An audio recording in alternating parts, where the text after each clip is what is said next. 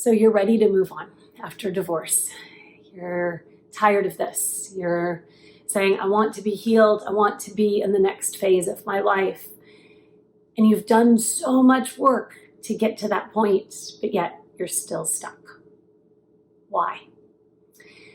Well, what I'm going to share with you today are some of the most common roadblocks that I see as people are struggling to completely move on from divorce. One of the first and most common roadblocks that I see are excuses.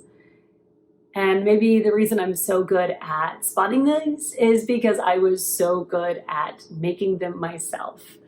I used to say, oh, I'll be able to move on as soon as I get an apology.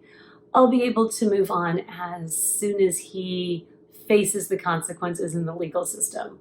I'll be able to move on as soon as the divorce is final, as soon as. And I just kept offering up excuses one after another.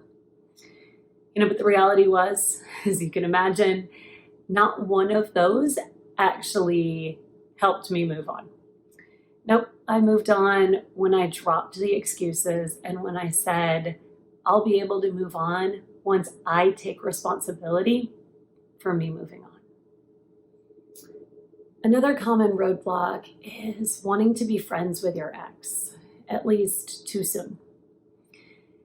Now, there are some that do manage to form friendships or very complementary co-parenting relationships. And I think that is absolutely fantastic. To be honest, I'm jealous of those relationships. I wish that I could have that sort of situation, but I can't. And I have to let go of that. And that's where many of you are as well. Maybe you're in a situation where you'll never be able to be friends with your ex, or perhaps it's just too soon because the emotions are still too raw. But if you're trying to force that friendship right now, when it's not time, it's going to keep you stuck. Let it go. Oftentimes, we fall into the trap of wanting things to be different. Have you ever, sort of run through, what happened step by step, and in your mind you alter this one little thing? You're like, oh, if only that had happened then, and then you continue on this imagined future. Yeah, it's one of those things that we often do. But what happens is you're getting so fixated on all of those imagined futures, those pretend paths, that you're not content with the one that you're on. You're not content with reality. And before you can move on, you've got to accept that this is where you are. This is your starting point. You cannot go back and change what happened. Things are what they are. And wanting things to be different than that, that is one big roadblock that you are never going to budge. Sometimes we get hung up on wanting closure. We want everything tied up with this nice, neat bow, and we can say, okay, that is done, big stamp, moving on to the next part. But it doesn't happen that way. It's never going to be so clear cut. There's never going to be that perfect ending, that perfect conversation that just ties everything up. And so let go of that idea. Let go of that desire, that need you think you have for closure. Because when you're wanting that, what's going to happen is you're going to be so focused on looking for that one sign that you miss the road that you really want to take. Sometimes people get stuck from moving on because they're focusing only on the good that they had in their relationship. And yeah, it's awesome to be able to reflect on the good times, and you don't want to fill your head with nothing but the bad.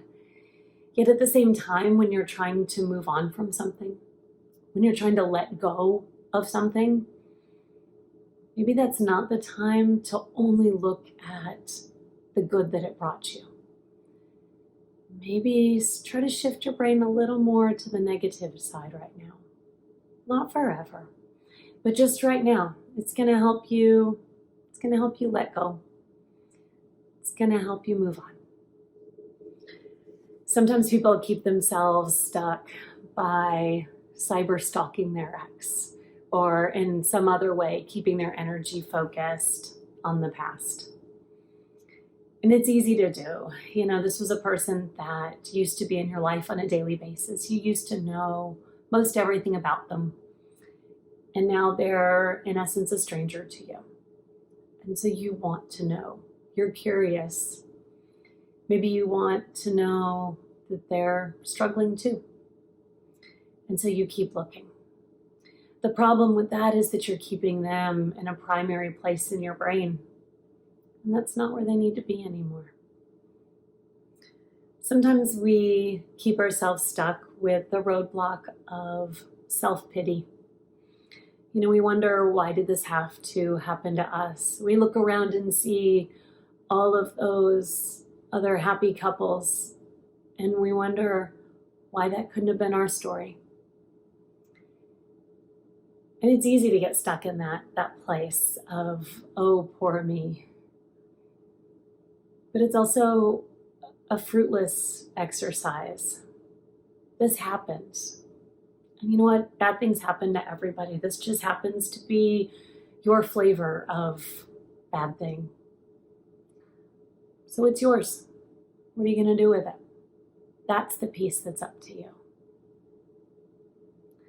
And then finally, we sometimes get in our own way and create our own roadblock because we're empty. There's that void left after divorce, that great aching loneliness. And sometimes we think that if we just sit and wait patiently, that void is going to be filled again. It's not how it works.